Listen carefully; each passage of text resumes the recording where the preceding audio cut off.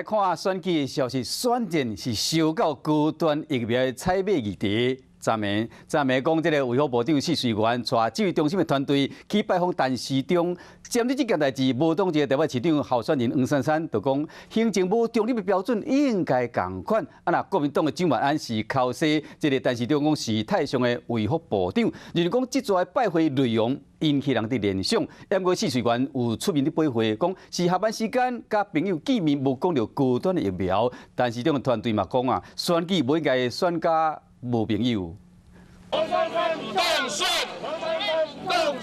提选啊，大声发动选，无党籍台北市长候选人黄珊珊，一早来到地区，心情不这样。不过其实前一天，黄珊珊则个因为台北市教育局长陈灿金斗相共徛台，防这期行政无中立。他是政务官，本来就没有行政中立的问题，就像卫福部的高官，大家标准要一致吧，一个标准就好，不要每天讲别人，然后自己做的事情，然后自己都没有问题。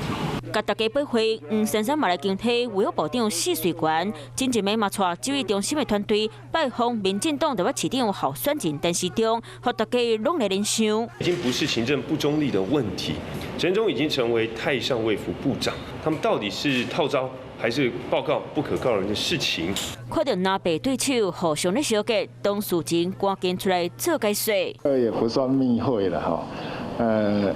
昨天晚上那就是下班时间谈一谈这样100天的酸甜苦辣，跟高端一点关系都没有。单纯的朋友间简单吃个便饭，给阿中一些鼓舞，一些温暖。选举不要选到无朋友啦。三方阵营大车拼，首都选战哪来哪竞争，候选人每一个动作拢叫外界大检视。